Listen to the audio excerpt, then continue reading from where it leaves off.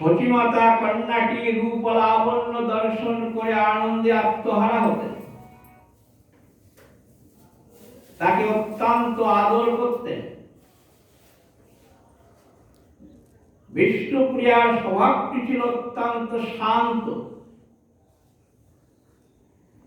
তার বাড়িতে কোনো অতিথি, কোনো ভিক্ষুক, দরিদ্র ব্যক্তি আসলে শূন্য হাতে ফিরতেন না, অন্ন বস্ত্র আদি দান করতেন। তাতে তার পিতামাতা কখনো রুষ্ট বা বাধা দিতেন না, কারণ সনাতন মিশ্রের গৃহে কোনো কিছুর অভাব নাই। নিজে হাতে মালা গেঁথে দিতেন, সেই মালা তার পিতা বিষ্ণুর তলদেশে পরিয়ে দিতেন,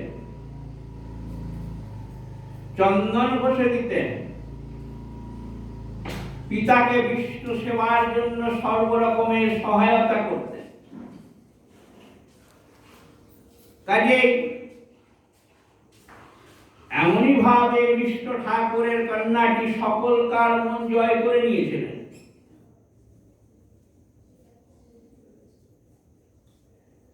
নবদ্বীপে সনাতন মিশ্রের অত্যন্ত সম্মান ছিল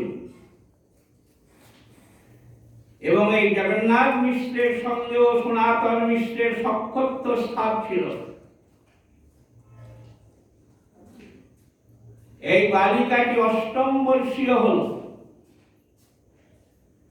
অষ্টম বর্ষের বালিকা বিষ্ণুপ্রিয়া সকলের স্নেহময়ী, সকলকার দয়াময়ী মা হয়ে উঠলেন। বালিকা বিষ্ণুপ্রিয়ার এই অল্প বয়সে বিষ্ণু ভক্তি দর্শন করে অত্যন্ত মুগ্ধ হয়ে গেল।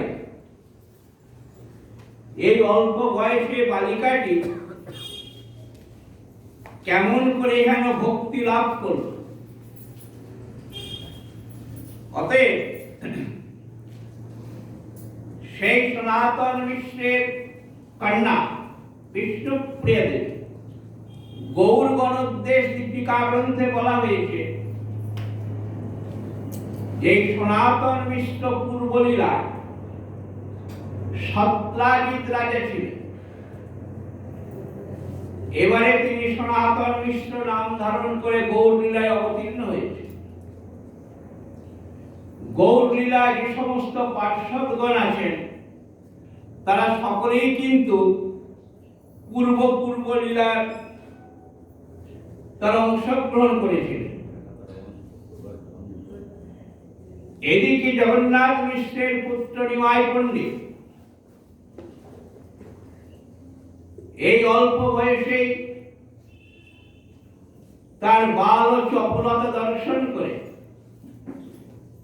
মনে মনে অসন্তুষ্ট হলেও আসলে কিন্তু তার আনন্দই পায়।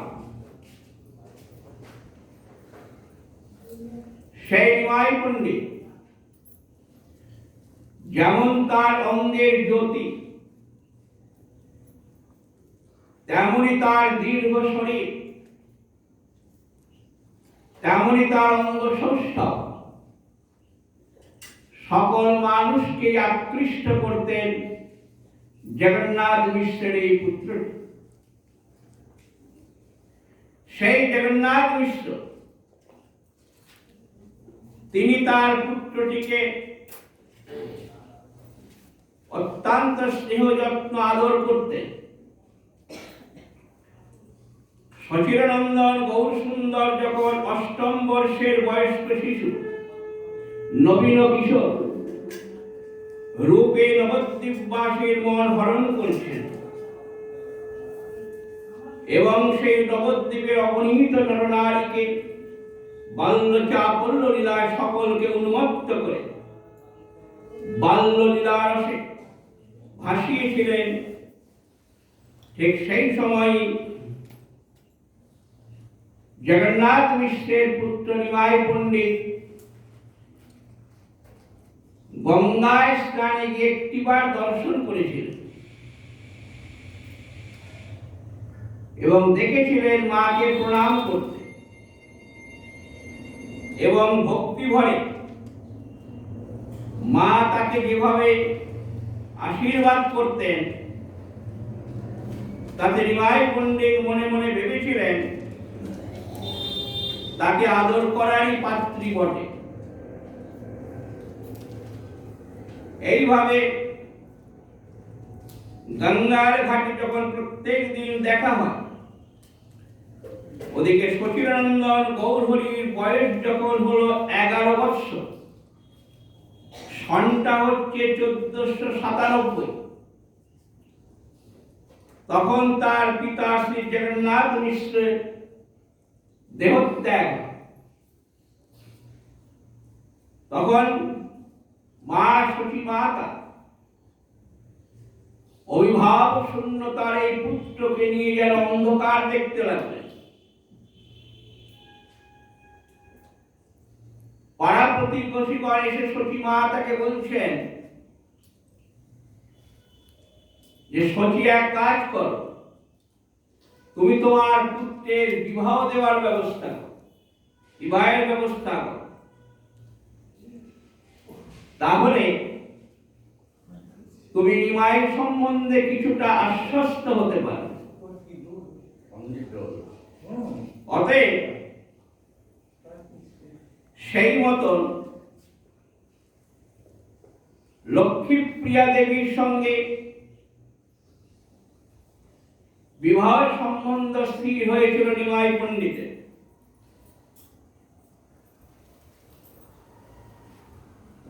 বিবাহের পর নিমাই পণ্ডিতের বড় ইচ্ছা হলো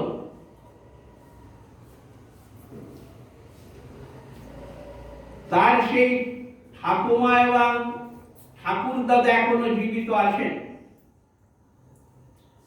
একবার তাদেরকে দর্শন করবেন এবং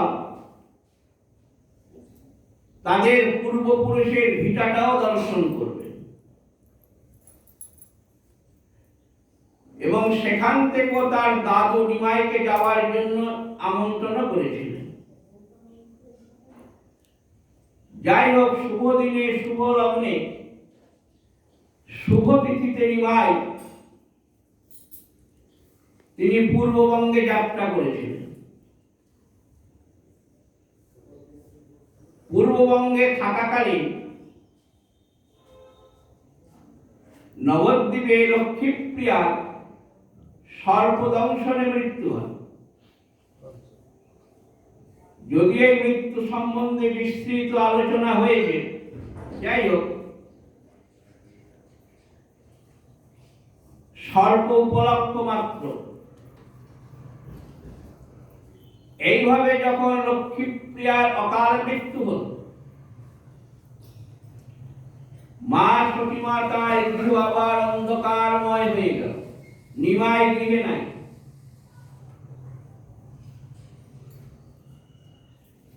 বাড়িতে রয়েছেন ভৃত্য ঈশান।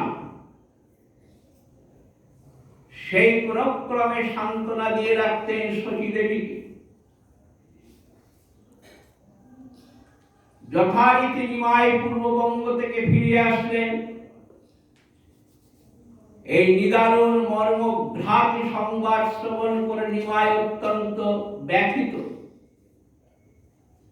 দুঃখে ভারাক্রান্ত হৃদয়ে ক্রন্দন করতে লাগলেন। নিমাইয়ের চোখে জল মা সতী মাতা সহ্য করতে পারেন না। কোনো কিছুতে নিমাইয়ের মন বসে না, ভালো করে কথা বলেন না, আহার করেন না, অধ্যাপনায় মন বসে না, কেবলমাত্র কাঁদে। সতী মাতার পুত্রের এই অবস্থা সহ্য হয় না।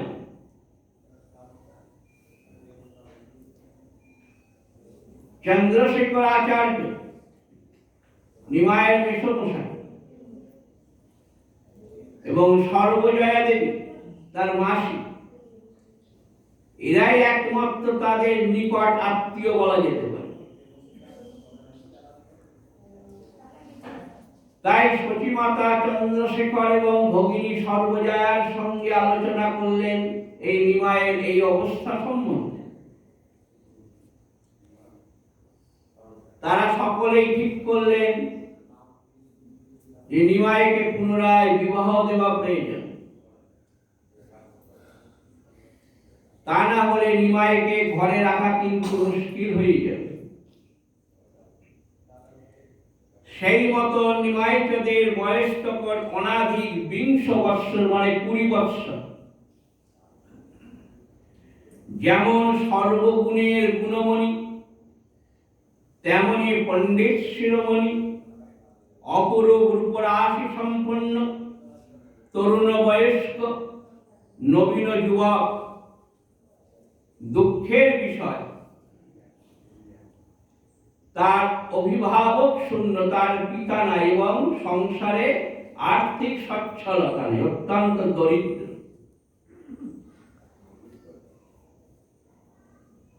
মা সতী মাতা তার ভগিনী এবং ভগিনীপতিকে বলছেন যে সবকিছুই তো বুঝলাম, একে নিমাই একবার বিবাহ করেছিল, তাতে ওর পিতা নেই, আবার আর্থিক সঙ্গতিও তেমন নাই। শুধু কি আমার নিমায়ের রূপ লাবণ্য পাণ্ডিত্য দেখি কি কোনো পিতা তার কন্যাকে দান করতে রাজি হবে? মেশো বললেন যে দিদি, খোঁজ নিতে অসুবিধা কোথায়? তাহলে খোঁজ নাও। ওদিকে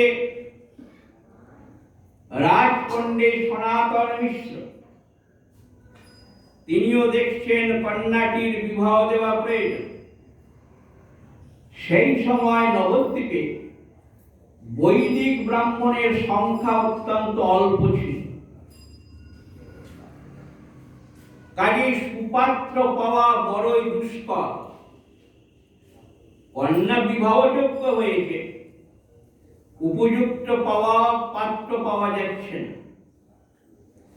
এই ভেবে সনাতন মিশ্র এবং তার স্ত্রী মহামায়া দেবী অত্যন্ত চিন্তিত হলেন। কারণ তখন এই দুই পরিবারের মধ্যে দেখাশোনা ইত্যাদি ইত্যাদি কঠোর নিয়ম ছিল। এখনকার মতন তো নয়, যাকে যেখানে সেখানে পাত্রস্থ হয়ে গেলেই গেল। মর্যাদা রক্ষা করা, আত্মসম্মান বোধ, বংশ মর্যাদা, বংশ পরম্পরাকে রক্ষা করবার জন্য তারা আগে ব্যস্ত হতেন। যাই হোক, সনাতন মিশ্রের একটি কনিষ্ঠ পুত্র ছিল, তার নাম ছিল যাদব মিশ্র।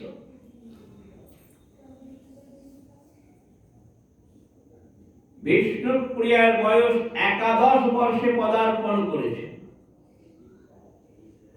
প্রায় 9-10 বৎসরের ব্যবধান গৌরহরির সঙ্গে। সনাতন মিশ্র তার পুত্রকে বললেন, যাদবকে তুমি একবার কাশীনাথ পণ্ডিতকে আমার সঙ্গে দেখা করতে বলো। তিনি ঘটক।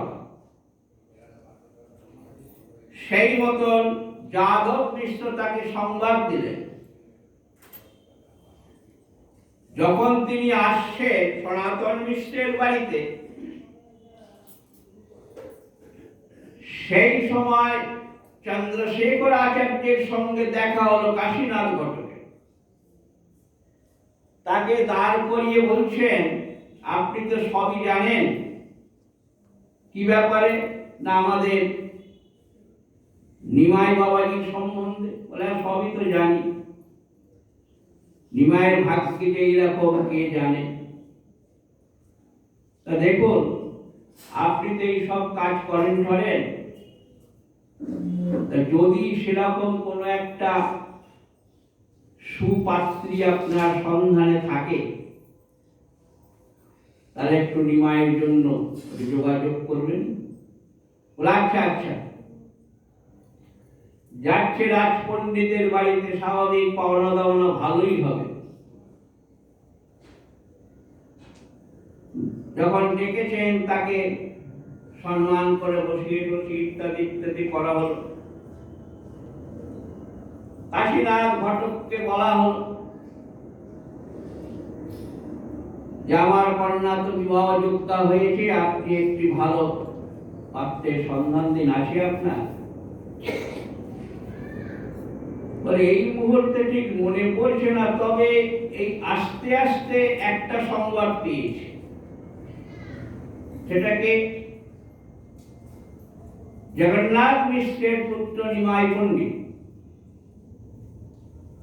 জানি আপনার এটা পছন্দ হবে না, আপনি ধনী ব্যক্তি, সম্মানীয় ব্যক্তি, রাজ পণ্ডিত, আপনার কত নাম, তারপরে আপনার কন্যাটিও সাক্ষাৎ লক্ষ্মী স্বরূপী।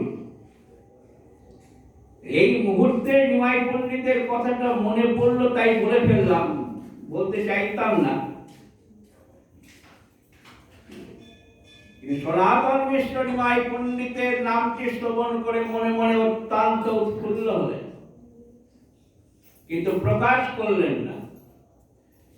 কারণ যারা রয়েছেন বাড়িতে তাদের সঙ্গে তো আলোচনা করতে হবে, তারা আবার দোষবরকে কন্যা দান করবে কিনা। আর বলেন আপাতত আর নেই। তবে মিশ্র নিমাই পণ্ডিতের আর্থিক সচ্ছলতা নাই ঠিক কথা, কিন্তু তার ভিতর যা আছে সমস্ত নবদ্বীপ কেন,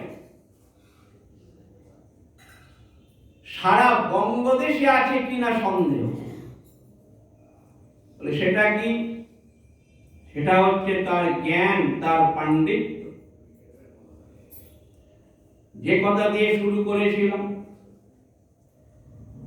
যিনি পণ্ডিত, যিনি জ্ঞানী, যিনি বিদ্বান, যিনি শাস্ত্রজ্ঞ, তাকে সব জায়গায় তিনি পূজা পান, সব জায়গায় তার সম্মান, সব জায়গায় তার জয় জয়কার আছে। কাজে যারা জানবার তারা জানে। সনাতন মিশ্র বুদ্ধিমান ব্যক্তি, তিনি মনে মনে আগেই শুনেছিলেন নিমাই পণ্ডিতের পাণ্ডিত্যের কথা। নানান রকম ঘটনার ভিতর দিয়ে নিমাই পণ্ডিত কিভাবে সকলের উপরে স্থান করে নিয়েছেন, এটা সনাতন মিশ্র আগে খবর পেয়েছেন। তাই নবদ্বীপের আচ্ছা আচ্ছা বাঘা বাঘা পণ্ডিতগণ নিমাইয়ের প্রতি ঈর্ষা করে, এত বাচ্চা বয়সে আমাদেরকে টপকে যাচ্ছে। যাই হোক, বললেন আচ্ছা কাশীনাথ, আমি একটু বাড়ির লোকের সঙ্গে আলোচনা করে নেই, আপনি আসবেন। ঠিক আছে। যখন তার কন্যা যাদব এবং তার স্ত্রীর সঙ্গে আলোচনা করলেন, সকলেই মোটামুটি রাজি হলেন। রাজি হওয়ার পরে তিনি প্রস্তাব পাঠিয়ে দিলেন কোথায়? সতীমাতার কাছে। সতীমাতা যখন শুনলেন কাশীনাথ ঘটকের কাছে বিষ্ণুপ্রিয়ার কথা, তিনি মনে মনে তার গৃহদেবতা শ্রীহরিকে যেন শতকোটি প্রণাম নিবেদন করে বলছে, হে প্রভু, তুমি সত্যই অন্তর্যামী। সেই যখন বাচ্চা বয়স সনাতন মিশ্রের কন্যাটি বিষ্ণুপ্রিয়া, তখন তো বিবাহের কোনো সম্বন্ধের কোনো কথাই নয়, কিন্তু সেই সময় থেকে যারা আমার চোখে লেগে গিয়েছিল সনাতন মিশ্রের কন্যায়, মনে বড় সাধ ছিল, যদি এই কন্যাটিকে আমি আমার গৃহের পুত্রবধূ করে আনতাম, কিন্তু সাধ ছিল, সাধ্য ছিল না। তাই সাহস করে এগোতে পারিনি। কিন্তু প্রভু, তুমি আমার অন্তরের কথা শুনেছ প্রভু। দু নয়ন দিয়ে জল পড়তে শুরু করলো সতী মাতা।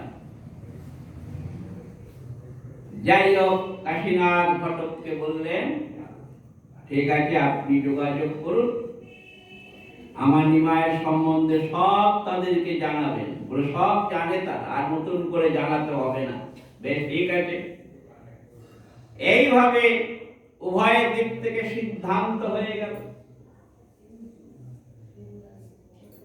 চারদিকে শোরগোল পড়ে গেল। নিমাই পণ্ডিতের আবার বিবাহ স্থির হয়েছে। মা সতীমাতার আবার যেন মনে আনন্দ হল, মুখে আবার হাসি দেখা দিল। আবার তার নিমাই আবার তার সেই স্ত্রীকে নিয়ে সংসারে থাকবে, আমি দু নয়ন করে দেখব। যাই হোক, এই খবরটা চারদিকে ছড়িয়ে পড়ল। সব লোক অত্যন্ত আনন্দে আত্মহারা হয়ে গেল। এখনকার মতন তো নয়, নিমন্ত্রণ পত্র না পেলে তারা আসবে না। আত্মমর্যাদা বোধ, আমাকে নিমন্ত্রণ দেয় নাই। কিন্তু যেখানে ভালোবাসার সম্বন্ধ, প্রীতির সম্বন্ধ, অন্তরে অন্তরে যখন সম্বন্ধ থাকে, তখন আর নিমন্ত্রণের অপেক্ষা কেউ রাখে না। আর বিশেষ করে নিমাই পণ্ডিতের ক্ষেত্রে তো কথাই নয়। হ্যাঁ, নিমাইয়ের বিয়ে হবে, ও আর নিমন্ত্রণ। রোজই বিয়ে আরম্ভ হয় নাই, রোজই লোকজন আসা যাওয়া করছে, রোজই আসা যাওয়া করছে, রোজই আসা যাওয়া করছে। সতীমাতার আঙ্গিনা যেন একদম আনন্দে মুখরিত হয়ে উঠল।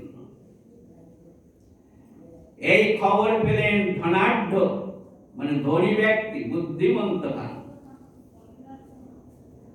তিনি বললেন, নিমাই পণ্ডিতের বিবাহের কথা শুনে বলছেন, বিবাহের সমস্ত খরচা আমি বহন করব। যত খরচা লাগে, যত লোক আসে আসুক, সব লোককে সেবা করাবো, কোনো অসুবিধা হবে না। সেটা শুনে মিত্র মুকুন্দ সঞ্জয়, তার মুখটা একটু ভার হয়ে গেল, অভিমান। এটা বুদ্ধিমন্ত খান লক্ষ্য করেছেন, কেন? তবু খোঁচা দিয়ে বলছেন, কি হলো বন্ধু, নিমাই পণ্ডিতের বিয়েটা শুনে তুমি কি আনন্দ পাও নাই? মুকুন্দ সঞ্জয় বলছে, না বন্ধু, সে কথা নয়। বলে, তাহলে? নিমাই পণ্ডিতের বিয়ের সমস্ত খরচা তুমি বহন করবে, আমরা কি একটু সে সুযোগ পাবো না? আমরা কি বঞ্চিত হব? বুদ্ধিমন্ত খান বলেন, না না, নিশ্চয় তুমিও যথাসাধ্য সহযোগিতা করো। নিমাইয়ের যারা টোলের ছাত্র শিষ্যরা ছিল, তারা বলছে, আমরাও আমাদের যথাসাধ্য সাহায্য করব। যাই হোক, বিস্তৃত আলোচনা। শুভ দিনে গোধূলি লগ্নে আবার বিষ্ণুপ্রিয়া দেবীর সঙ্গে নিমাই পণ্ডিতের শুভ বিবাহ সুসম্পন্ন। সবার মনে পড়ে গেল, যেমন ভাবে একদিন জনক রাজা শ্রীরামচন্দ্রকে সীতাকে সম্প্রদান করেছিলেন। আজকে আবার সেই পুনরায় তেমনি এক শুভ বিবাহ সুসম্পন্ন হতে চলেছে। এইভাবে বিবাহ কার্য সুসম্পন্ন হল। নববধূকে নিয়ে নিমাই পণ্ডিত নিজ গৃহে আসলেন। মা সতীমাতা তাদেরকে বরণ করে আদর করে গৃহে নিয়ে গেলেন। সব কাজ সুন্দরভাবে সুসম্পন্ন হল। এইভাবে কিছুদিন যাওয়ার পর নিমাই পণ্ডিত মাকে বলছেন যে, মা, পিতৃকার্য সমাপন করবার জন্য গয়া যাত্রা করব। এই কাজটা অবশ্যই আমাকে করতে হবে না। শুভ দিনে মিশ্র চন্দ্রশেখর আচার্য আর 2-4 জন প্রিয় শিষ্যকে নিয়ে গয়া গিয়েছিলেন এবং সেখানে অকস্মাৎ দেখা হয়েছিল শ্রীপাদ ঈশ্বর পুরীপাদের সঙ্গে। তিনি গৌরহরিকে দর্শন করে আকৃষ্ট হলেন। সেই মতন গয়াধামে নিমাই পণ্ডিত ঈশ্বর পুরীপাদের কাছ থেকে দীক্ষা মন্ত্র কৃষ্ণ মন্ত্র গ্রহণ করলেন। কৃষ্ণ মন্ত্র লাভ করার পর গৌরহরির অন্তরে এক দিব্য ভাবের প্রকাশ। যাই হোক, অবশেষে তাকে নিজ গৃহে নবদ্বীপে ফিরিয়ে আনা হল। কিন্তু ফিরিয়ে আনলে কি হবে? সচিমাতা বিষ্ণুপ্রিয়া দেখছেন এসে আগের নিমাই নয়, আত্মভোলা হয়ে বসে থাকেন। নয়ন দিয়ে অবিরল ধারায় অশ্রু বর্ষণ হয়। সহজে কথার উত্তর দেয় না। বধূ বিষ্ণুপ্রিয়া সেইকে দেখে ভয় পায়। শাশুড়িকে এসে বলেন, মা, আপনার পুত্রের কোন ব্যারাম হয়েছে? মা সতীমাতা মধুর কণ্ঠে শ্রবণ করে সান্ত্বনা দিয়ে বলেন, নারায়ণের কৃপায় সব ঠিক হয়ে যাবে, তুমি চিন্তা করো না। কিন্তু এ ব্যাধি তো সারবার নয়। এ ব্যাধি ক্রমশই যেন আরো বাড়তে শুরু করে দিয়েছে। কাজে কাজেই নিমাই যাদেরকে নিয়ে আনন্দ বিলাস করেন, বিশেষ করে শ্রীবাস ঠাকুর আচার্যদেব, তাদের সঙ্গে পরামর্শ আদি করলেন। তারা নিজেরা আলোচনা করলেন যে আমাদের নিমায়ের ভিতরে কৃষ্ণ প্রেম প্রকাশ পেয়েছে। এইভাবে দিন যায়। আস্তে আস্তে নিমায়ের ভাব ও বিহ্বলতা ক্রমশই যেন বাড়তে থাকে, কিছুতেই শান্ত হয় না। একদিন গৃহেতে নিমাই শয়ন করে আছে। ঘুমিয়েছে কিনা ঠিক নেই, চোখ বুজে শয়ন করে আছে। বিষ্ণুপ্রিয়া দেবী তাম্বুল সেজে মালা চন্দন নিয়ে সেই শয়ন কক্ষে প্রবেশ করলেন। বিষ্ণুপ্রিয়া তার হৃদয় বিদীর্ণ হয়ে যাচ্ছে, কিন্তু বাক্য স্ফুরিত করতে যেন কোথায় আটকাচ্ছে। অবশেষে বাধ্য হয়ে প্রাণবল্লভকে বললেন, শোনো শোনো প্রাণনাথ, মোর শিরে দিয়ে হাত, সন্ন্যাস করিবে নাকি তুমি? তুমি যবে ছাড়ি যাবে, কি কাজ এছাড় জীবে, হিয়া পড়ে যেন বিষ জ্বালা। কানাঘুষ শুনেছিলেন, কারণ নবদ্বীপের মানুষ প্রত্যেক দিনই এসে বাড়িতে ভিড় করতেন।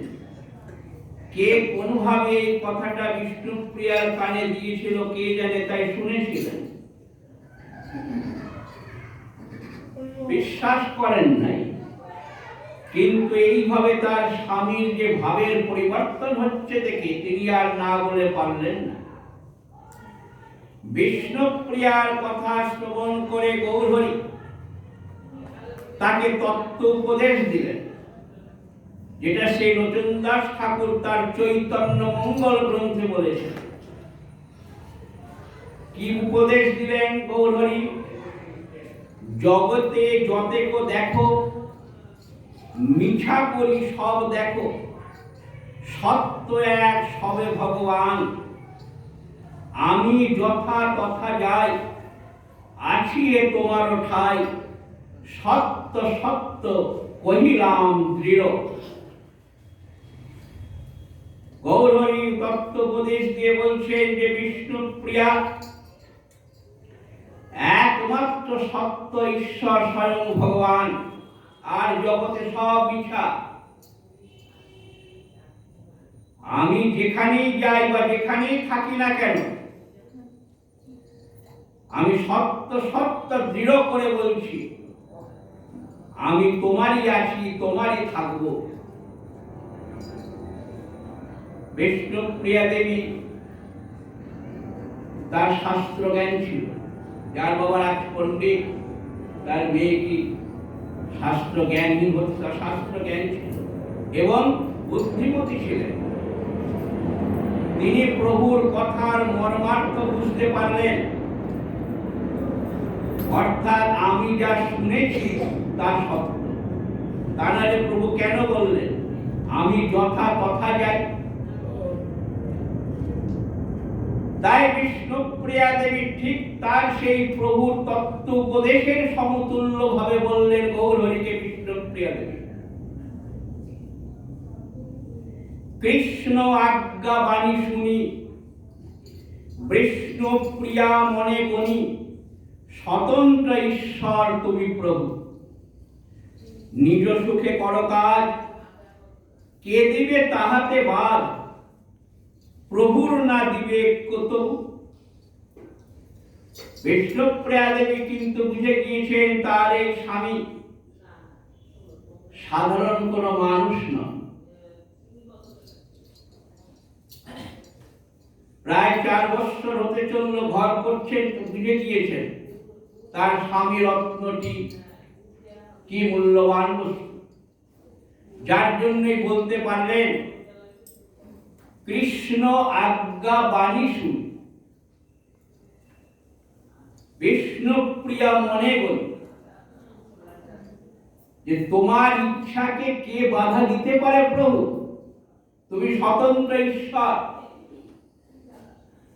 তুমি যা করবে মনে করো সেটাই তুমি করতে পারো, কেউ তোমার কাজে বাধা দিতে পারে না। গৌরহরি বিষ্ণুপ্রিয়ার মুখে কথা শ্রবণ করে তিনি বুঝলেন, যখন ঈশ্বর জ্ঞান করছে আর ঈশ্বর তত্ত্ব সম্বন্ধে বিষ্ণুপ্রিয়ার জানা আছে, অতঃপর রাত্রিকালে নিদ্রিত বিষ্ণুপ্রিয়াকে ফাঁকি দিয়ে জননী সতী দেবীর দ্বারে এসে মাকে বন্দনা করে গৃহ থেকে বেরিয়ে গঙ্গার পাড়ে এলেন। গঙ্গা দেবীকে প্রণাম করে বন্দনা করলেন এবং জলে সাঁতার দিয়ে গঙ্গা পাড়ে কাটোয়ায় গিয়ে কেশব ভারতীর আশ্রমে গিয়ে পৌঁছালেন এবং পরদিন সেখানে সন্ন্যাস মন্ত্র দীক্ষা গ্রহণ করলেন। নাম হলো শ্রীকৃষ্ণ চৈতন্য ভারতী। ওদিকে বিষ্ণুপ্রিয়া শূন্য খাটে দিল হাত, বজ্র পড়িল মাথার, বুঝি বিধি মোরে বিলম্বিল।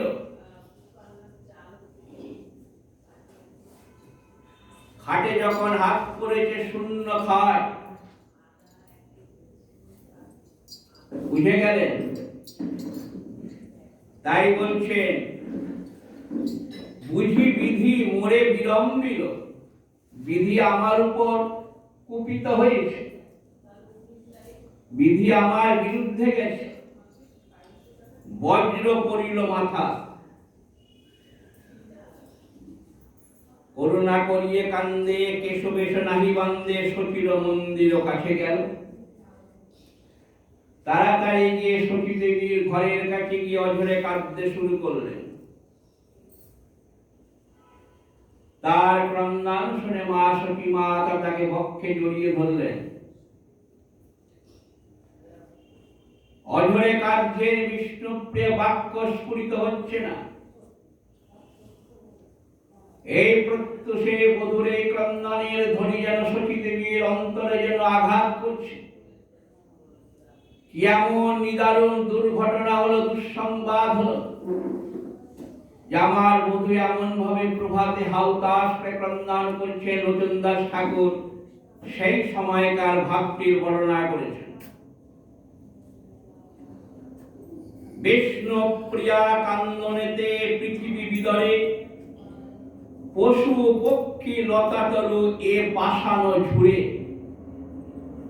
পাপিষ্ট শরীরে মোর প্রাণ নাহি যায়, ভূমিতে লোটাইয়া দেবী করে হায় হায়, বিরহ অনল শ্বাস বহে অনিবার, অধর শুকায় কম্প হয়ে কলেবর। বিধাতাকে দোষ দিচ্ছেন আর বলছেন হায় হায়, আমার এই দেহটা কি দিয়ে গড়েছ, এই পাপিষ্ট শরীরটা কেন এখনো দেহ থেকে প্রাণ বেরিয়ে যাচ্ছে না। হাউতাস করে ক্রন্দন করছেন বিষ্ণু প্রিয়া দেবী। ধীরে ধীরে সমস্ত ঘটনা মা সখী মাতা জানলেন, পাড়া প্রতিবেশী জানলেন, সমগ্র নবদ্বীপবাসী জানলেন যে তাদের নিমাই পণ্ডিত নবদ্বীপের চন্দ্র একদিন ফাল্গুনী পূর্ণিমার সমুজ্জ্বল সন্ধ্যায় শ্রীরাম নবদ্বীপের গগনে উদয় হয়েছিল। আর সেই চন্দ্র অস্তমিত হয়ে অমাবস্যা আধার নেমে এসেছে। সমস্ত নবদ্বীপের মানুষ শোকাকুল হয়ে ক্রন্দন করছেন। এমত অবস্থায় নবদ্বীপবাসীগণ যেমন দিন অতিবাহিত করছেন, মা সখী মাতা এবং বিষ্ণু প্রিয়া দেবীও তদ্রূপ। কেবলমাত্র দেহ রক্ষা করতে হবে তাই সব সুখ স্বাচ্ছন্দ্য আনন্দ বিলাসিতা হাসি সমস্ত যেন সতী দেবীর গৃহ থেকে অন্তর্ধান হয়েছে। মহাপ্রভুর গৃহত্যাগের পর শ্রীমতী খুব কষ্ট পেয়েছিলেন, কিন্তু বুদ্ধিমতী জ্ঞানবতী বিষ্ণুপ্রিয়া নিজেকে সামলে নিয়েছিলেন কেবল তার শাশুড়ির পানে চেয়ে।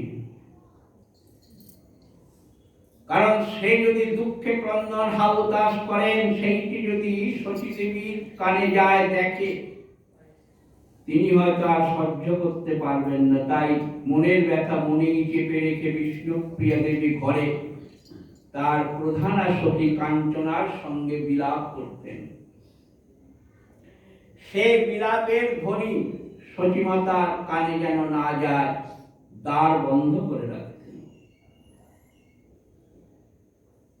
ক্রমে ক্রমে বিষ্ণুপ্রিয়া দেবীর ভিতর পরিবর্তন আসতে শুরু করলো। ধীরে ধীরে ধীরে ধীরে বিষ্ণুপ্রিয়া দেবী নিজেকে একটা অন্য জগতের দিকে নিয়ে যাচ্ছে। তিনি বুঝলেন তার স্বামী, তিনি ভিক্ষার ঝুড়ি কাঁধে নিয়ে নগ্ন পায়ে মস্তক মণ্ডিত করে ধূলিধূসরিত পথে বেরিয়ে গিয়ে চলেছেন। আমি তার সহধর্মিনীর কথার অর্থ বিষ্ণুপ্রিয়া জানতেন। তাই মনে মনে ঠিক করলেন, আমি আমার স্বামীর পথকে অনুসরণ করব। তবে তিনি পথে পথে পথে পথে চলেছেন। আমি গৃহে থেকে আমি সেই রকম আচরণের মাধ্যমে আমি ভজন শুরু করব।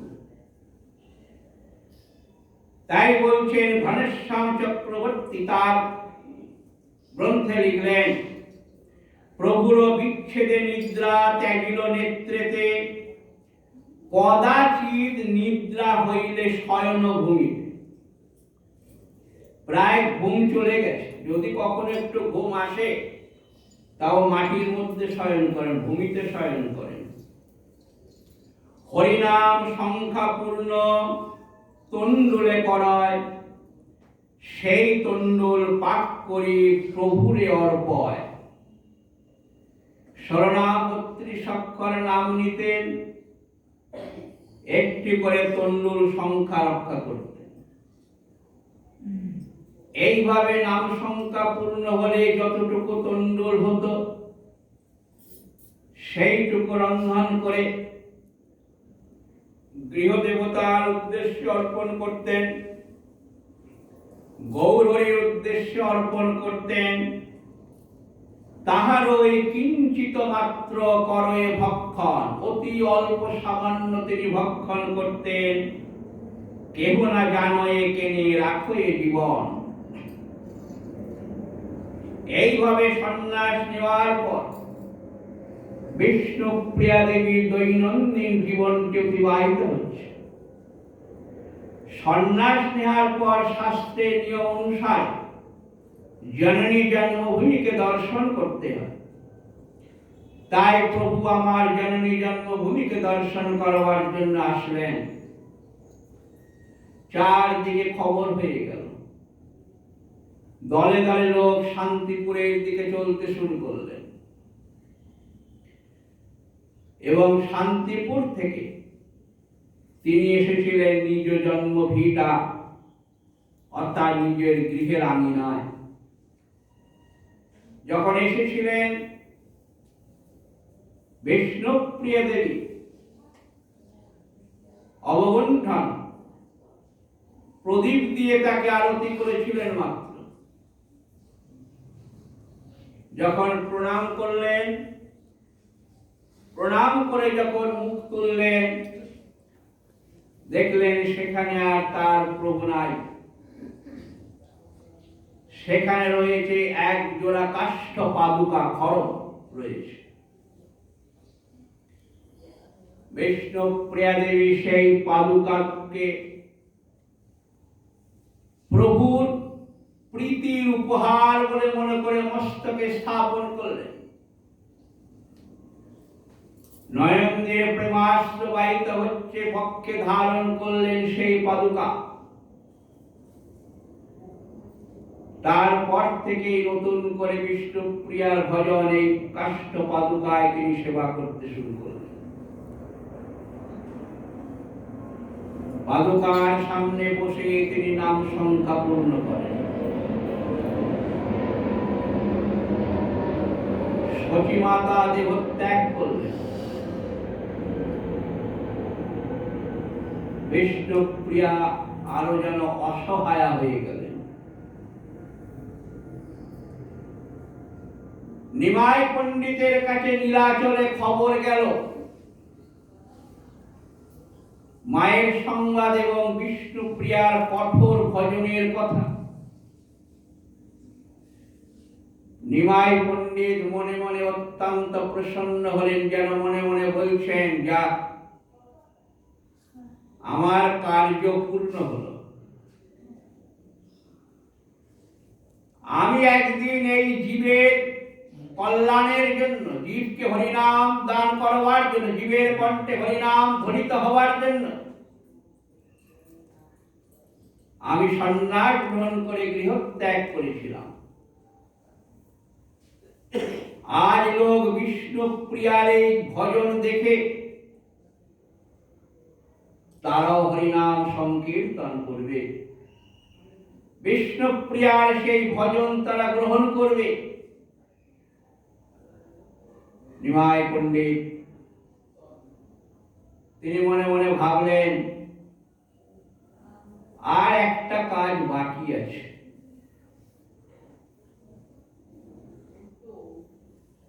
নিমাই পণ্ডিতের বাড়িতে ভৃত্য ঈশান দেখাশোনা করতেন, সে বৃদ্ধ হয়ে গিয়েছে। তাই মহাপ্রভুর অতি প্রিয় অন্তরঙ্গ ভক্ত বংশীবদন ঠাকুর, তাকেও সেখানে পাঠানো হয়েছে।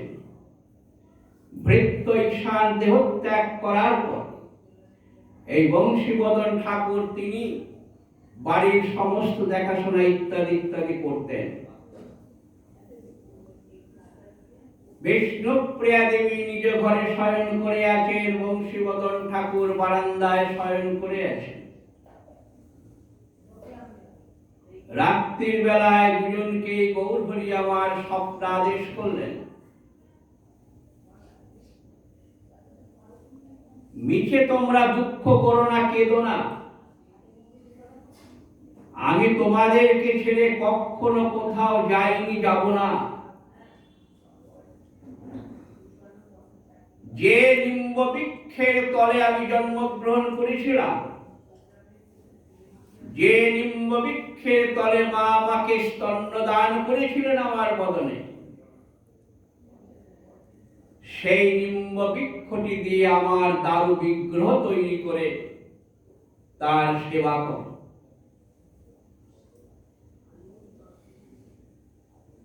দুজনেই স্বপ্ন দেখেছিলেন, পরে একে অপরকে স্বপ্নের কথা জানালেন। সেই মতন কর্মকার ডেকে নিম্ব বৃক্ষকে ছেদন কাটা হল এবং ভাস্করকে এনে নিম্ব বৃক্ষ দিয়ে গৌরহরির মূর্তি তৈরি করা হলো। নবদ্বীপের বিভিন্ন বৈষ্ণব ভক্ত পণ্ডিত মণ্ডলীকে আবাহন করে নিয়ে আসা হয়েছিল। যখন সেই দারু বিগ্রহের অভিষেক ক্রিয়া চলছিল, বিষ্ণুপ্রিয়া দেবী দূর থেকে ঘোমটার আড়াল থেকে কেবল একটুখানি তাকিয়ে দেখছিলেন এবং দেখলেন যেন সাক্ষাৎ তার সেই প্রাণনাথ তিনি এই দারু বিগ্রহের মধ্যে এসে উপস্থিত হয়েছেন। মনে সুখ হলো। আপন মনে বিষ্ণুপ্রিয়া দেবী বলতে লাগলেন, সত্য সত্যই প্রভু আমাকে ত্যাগ করে যাননি, তিনি আমার সম্মুখেই রয়েছেন। আমি স্পষ্ট দেখতে পাচ্ছি এই দারু বিগ্রহের ভিতরে আমার প্রাণনাথ সেখানে আবিষ্ট হয়ে আছেন। প্রত্যেক দিন এইভাবে বিষ্ণুপ্রিয়ার গৃহে ভজন, বিষ্ণুপ্রিয়া দেবীর ভ্রাতা যাদব মিশ্রের পুত্র, তার উপর সেই দারু বিগ্রহের সেবা কার্যের দায়িত্ব অর্পণ করা হল। এইভাবে প্রত্যেক দিন সেবা চলত বিষ্ণুপ্রিয়া দেবী। আজ নবদ্বীপ ধামে ধামেশ্বর গৌর বিগ্রহ, ধামেশ্বর মন্দির, গৌর মন্দিরে সেই বিগ্রহ রয়েছে এবং গৌরহরির সেই পাদুকাটি বর্তমানে রূপা দিয়ে সেটাকে বাঁধিয়ে রাখা হয়েছে। এইটি হচ্ছে প্রথম গৌরহরির দারু বিগ্রহ যা নবদ্বীপে স্থাপিত হয়েছে।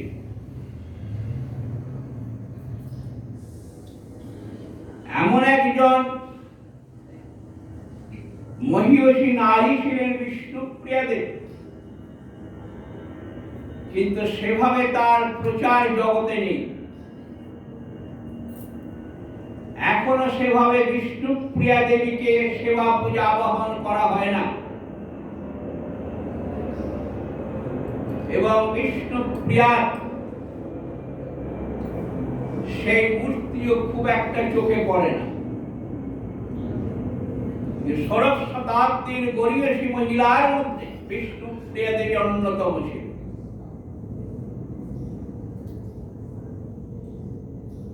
সহধর্মিণী যে শব্দটা, সেই সহধর্মিণী যথার্থ প্রয়োগ ঘটিয়েছিলেন বিষ্ণুপ্রিয়া।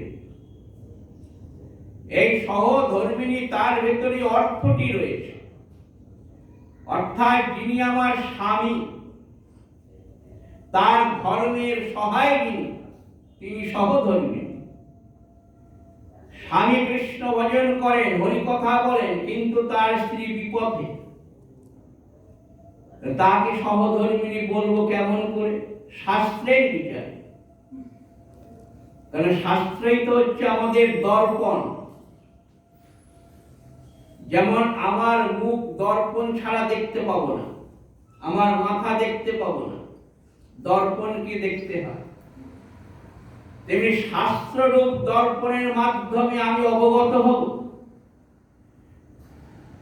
যে আমি তো সহধর্মিণী, কিন্তু সহধর্মিণীর উপযুক্ত কর্ম কাজটা।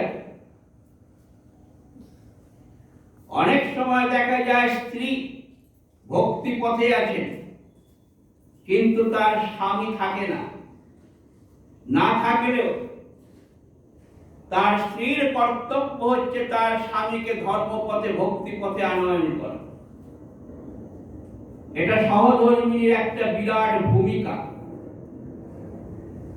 যদি কোনো সতীসাধ্যী সহধর্মিণী এমন ভাবে তিনি একাগ্রতায় সংকল্পবদ্ধ হন যে আমি আমার স্বামীকে ভগবত পথে, ধর্মের পথে, ভক্তির পথে আমি আনব, সে অবশ্যই পারে। কারণ সেই শক্তি নারী জাতির ভিতর রয়েছে। কাজে কাজে বিষ্ণুপ্রিয়া দেবীর শুভ আবির্ভাব সেই সত্রাজিত রাজার কন্যাই ছিলেন, সত্যভামা ছিলেন, তিনি বিষ্ণুপ্রিয়া দেবী। আবার একদিন তিনি ভগবান বিষ্ণুর বক্ষ বিলাসিনী লক্ষ্মী ঠাকুরানী, আমার বৈকুণ্ঠনাথ গৌর হরি রূপে অবতীর্ণ হয়েছিলেন। আর সেই সনাতন মিশ্রের কন্যা রূপে লক্ষ্মী ঠাকুরানী এসে গৌর বিষ্ণুপ্রিয়ার যে মিলন হয়েছিল, সেই মিলন কিন্তু আজও কিন্তু অটুট আছে। সেই মিলনের কিন্তু বিচ্ছেদ হয়নি। এই দেহটা হয়তো দুদিকে চলে গিয়েছিল, বা নির্দিষ্ট সময় মতন দুটো দেহ অন্তর্ধান হয়েছিল, কিন্তু আজও বিঘ্ন রূপে শ্রীধাম নবদ্বীপে আজ গৌর বিষ্ণুপ্রিয়া তারা যুগল রূপে আজ তারা সেই মিলনের ভিতর দিয়ে অগণিত ভক্তবৃন্দকে আনন্দ বর্ধন করাচ্ছেন। সেই আনন্দের স্পর্শ অনুভূতি যদি আমাদের লাভ করতে হয়, তাহলে অবশ্যই বিষ্ণুপ্রিয়ার শরণ গ্রহণ করা প্রয়োজন। বিষ্ণুপ্রিয়ায় আদর্শ ভজনের শিক্ষা দিয়ে গিয়েছেন মহাপ্রভু। তিনি মাত্র 24 বৎসর পর্যন্ত নবদ্বীপে অবস্থান করেছিলেন। তারপরে নবদ্বীপের মানুষ ভজন শিক্ষা কার কাছে পেয়েছে? ভজনের আদর্শ তারা কোথায় লাভ করেছিলেন? যদি বিষ্ণুপ্রিয়া দেবী সেই আদর্শ রূপে ভজন শিক্ষা না দিতেন, তাহলে কিন্তু অবলুপ্ত হয়ে যেত। কাজে গৌর হরি যেমন সন্ন্যাস নিয়ে নীলাচলে গিয়েছিলেন, বিষ্ণুপ্রিয়া দেবী নবদ্বীপে গৃহে থেকে সেই গৃহটাই যেন ভজন কুটির বানিয়েছিলেন। এবং তার সেই দৈনন্দিন জীবন অদ্বৈত বিলাস গ্রন্থে যেভাবে বর্ণনা করা হয়েছে, সে মানে বর্ণনা করা সাধারণ মানুষের পক্ষে অসম্ভব। একজন রাজরানী হয়ে, রাজপণ্ডিতের কন্যা হয়ে, বিদুষী কন্যা হয়ে, শিক্ষিত পণ্ডিত শাস্ত্র জ্ঞান সম্পন্ন হয়ে তিনি যেভাবে স্বামীর আদর্শকে শ্রেষ্ঠ বলে জীবনে গ্রহণ করেছিলেন, সেই বিষ্ণুপ্রিয়া আমাদের সকলেরই প্রণাম। তাই আজকের এই পবিত্র শ্রী পঞ্চমী তিথি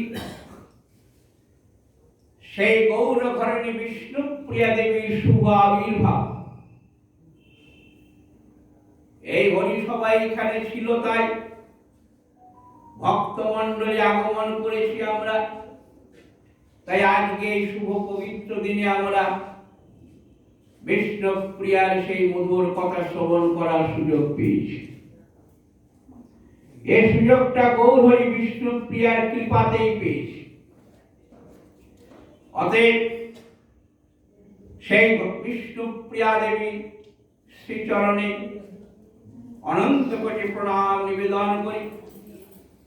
সঙ্গে সঙ্গে গৌরহরির যে আদর্শ স্থানীয় বিষ্ণুপ্রিয়া দেবী যে ভজনের আদর্শ স্থাপন করে গিয়েছেন, সেই আদর্শ সকলকার জীবনে পর্যবাসিত হোক, সকলের হৃদয়ে প্রতিষ্ঠিত হোক, সকলেই সেই আদর্শকে গ্রহণ করে নিজের নিজের ভজনকে চালিয়ে এই মনুষ্য জন্মকে সার্থক করুন। এই কথা বলে আজকে আমরা